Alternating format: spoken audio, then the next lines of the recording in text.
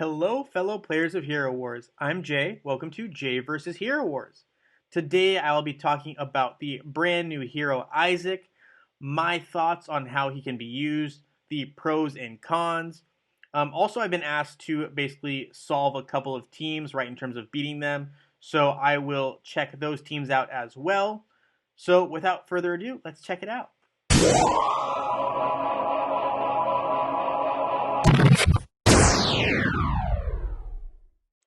Isaac is the new hero that we have on Facebook/web right now.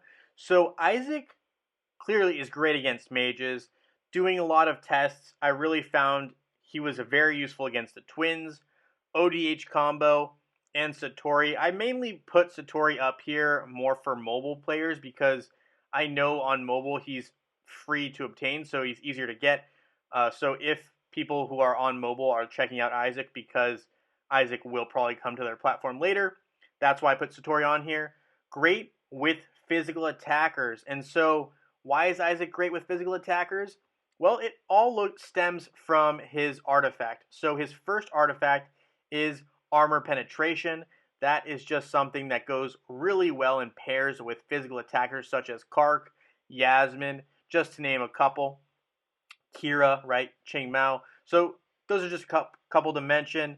Then here's one thought as well, and it's that Isaac can struggle against dodge heroes. So Aurora, even though Aurora is a magic attacker, if there's a lot of dodge heroes involved, I've seen Isaac struggle in those matchups. Now, let's hop in game and check out these theories. Alright guys, so here we are in game. We are just kind of backing up what I already kind of overviewed. So the first thing that I wanted to talk about was basically this twins team. So I put in a twins team of Astaroth, the twins, right? Nebula and Martha, and I just ran a Karkh with Isaac combo. So I really ran a Astaroth, Karkh, Isaac, Sebastian, and Martha. So this team actually does really well. I mean, obviously Isaac is just great against magic attackers, and as you'll see here, Karkh is able to get a lot of energy, which allows him to have his skills go off a lot because of Isaac's effects. And as a result, he basically one-shots 3 heroes at one time and gets the dub. The next one I just wanted to briefly show you again is ODH combo. And so here, with the ODH combo, you have Jorgen. And I decided not to run a counter to Jorgen in terms of I didn't use Sebastian because I thought that would be unfair, but I actually used Yasmin, who is pretty vulnerable when it comes to Helios. But I ran Isaac with the team, and you'll see here that even though there's a perceived disadvantage to the Yasmin team because of Helios, Isaac is a game changer for the left side team here.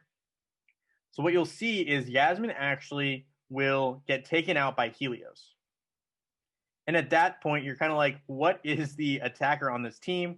But Jorgen and Isaac go to work. So here, right, they slowly, one by one, take out the backline hero. And they just go from back to front meticulously, and they just pull up the win. So Isaac is very effective, obviously, against magic attackers, like I've mentioned earlier and countless times before. But I also got asked, hey, what is the deal here? So, is he just kind of unbeatable when it comes to magic attack teams? And that's not necessarily the case. So I know some people were saying Isaac nullifies Aurora. That's not entirely true. So I decided to run a mainly dodge-based team, right? And just to kind of show and iterate that that's not always the case. So here I have Astaroth, Karkh, Isaac, Sebastian, and Martha, the team that wrecked the twins earlier, right? In the first matchup that I showed. Here, I run a highly dodge team. It has Yasmin, Dante, Aurora, right, who's supposed to be countered by Isaac, Celeste, who's also a magic attacker, and Jet. So Jet, I realized not everyone's going to have Jet, but he was just part of this dodge kind of theme that I was going with. So here you'll see, right, obviously, Isaac is going to suck up a decent amount of magic attack from both Celeste and Aurora. but because of the dodge mechanic, some of the heroes on the left-hand side are able to basically recover. And Dante right now, I don't know if you guys know or have noticed, but he's the top power hero in the game now. He's overtaken Cleaver with the Winterfest skin, and there Dante just took out Karkh. So here without Karkh, and now Isaac's just down, Sebastian's down, and it's just a domino effect.